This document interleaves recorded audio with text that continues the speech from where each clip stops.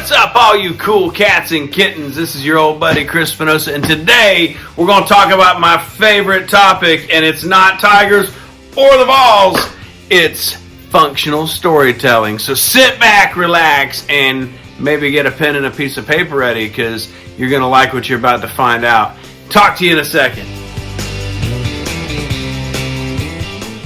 Every salesman in the world has experienced the frustration of not being able to close the deal.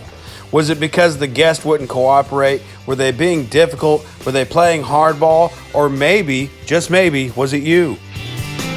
What if all of the outcomes of our sales opportunities were really the product of the chemicals in our bloodstreams?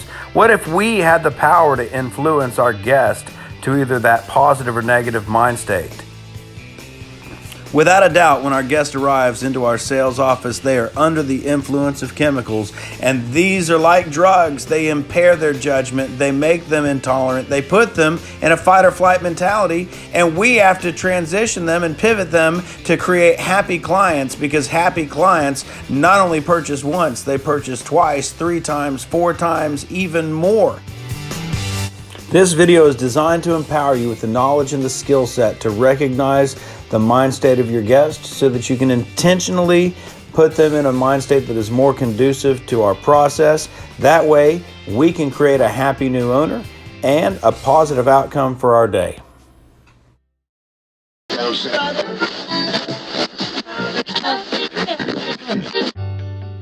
Many times in our sales process, we say and do a lot of the right things, but we might say them with the wrong timing, or our guest is just not tuned in at all. When our guest is not tuned into the proper frequency, everything that we're saying sounds a lot like, well, you know, Charlie Brown's teacher, wah, wah, wah, wah, wah, wah, wah, wah, wah, wah. It's so important to make sure that before we deliver important information, that our guest is in a receptive mind state to really hear and listen to what we have to say. That's called communication. The beauty of this is that when everyone is tuned in on the same frequency, real magic happens. Communication is effortless. We get along incredibly well. And if you reflect back to all the tours that seem to go this way, how many of them ended up as sales? Of course, there's also this kind of tour where you feel like it's a fight the whole way through. All the time you're saying, but you're spending the money anyway. It would be perfect for your family, but for whatever reason, they just don't seem to be buying into anything that you're saying. As the old saying goes, you can lead a horse to water, but you can't make him drink. But you can drown him trying to force him to. So there is, in fact, a chemical basis to resistance. The 2 hormones that influence us most in this way would be cortisol and adrenaline. Adrenaline is a rush. Adrenaline shuts your brain down. You can't really think too good. You can't really speak too good. But one thing you can for sure do is run away really fast or fight really hard. Adrenaline is what puts you into fight or flight mode. You sense danger, you feel unsafe, you feel uneasy, immediately you go there. And right behind it comes cortisol. Cortisol is there to tell all of your major bodily functions that are non-essential to shut down. Kind of like a quarantine. You can come out when the danger is gone. And bottom line right now, we don't have any time to get eaten by a bear or by a timeshare. If the root of all resistance really does have its chemical basis in cortisol and adrenaline, what are we going to do to purge that out of there? And what are we going to put in its place? And how exactly are we going to do that? Remember this, your guest is dynamic. They're always in flux. You got to be aware of these changes in real time. Don't forget the old adage, what goes up must come down. You might do a great warm-up. You might have your guests laughing and having a great time, but just a few minutes later, everything can go south if you're not paying attention to all the nuances of body language, their vocal inflections, the sudden little changes in expressions in the way that they interact. You might miss the fact that you're moving on with your presentation and they're not ready to. If you don't have them dialed in that moment, you need to make an adjustment. Always remember that adjustments have to be constantly assessed. You got to maintain the bird's eye view and know where your people are at all times. Step one, the first thing we got to do is get rid of all that cortisol and adrenaline. And the best thing we can use to do that with is a little chemical called endorphins.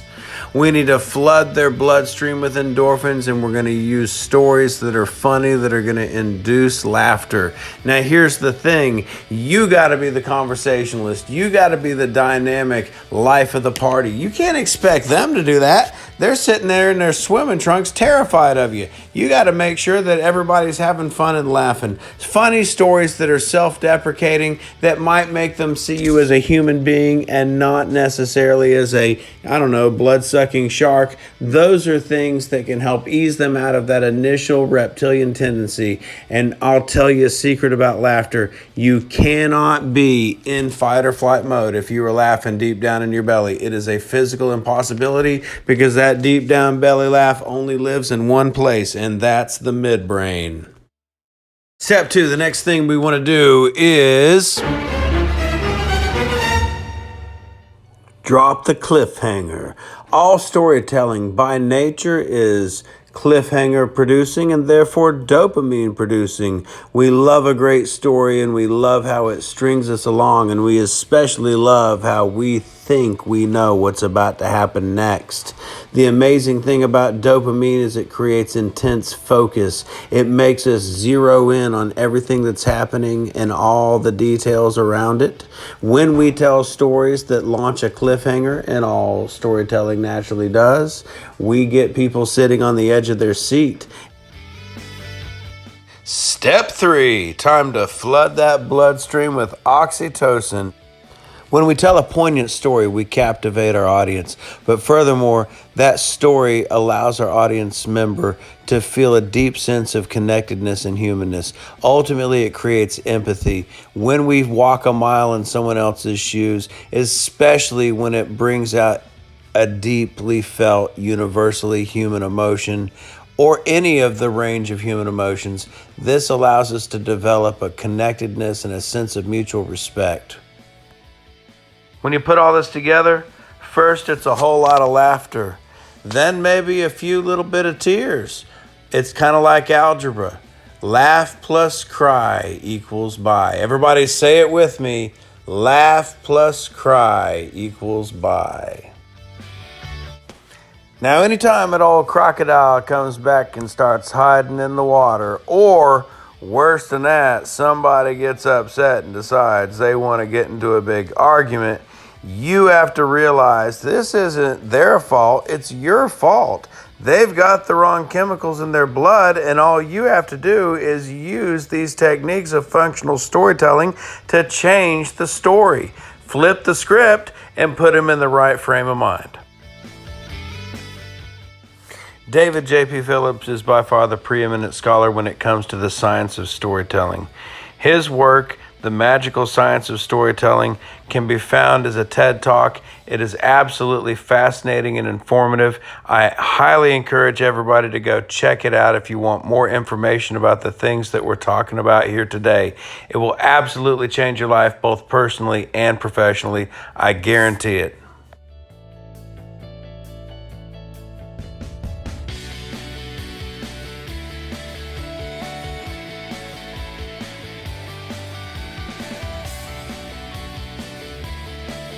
Hey everybody, hopefully you got something good out of this here today. There is no doubt that storytelling is the most elegant and artful way to communicate and influence people. But bottom line, it's a skill, and like any other skill, it's something you gotta work out a little bit each day. The way that you use your vocal inflections, pause, hesitation, tone, pitch, rhythm, all of these things matter. But bottom line, if you work hard at it and perfect it, there is no doubt it will make a huge impact on the outcome of your sales. And hey, that's what we're all here to do at the end of the day, is change people's lives. Let's start with ours.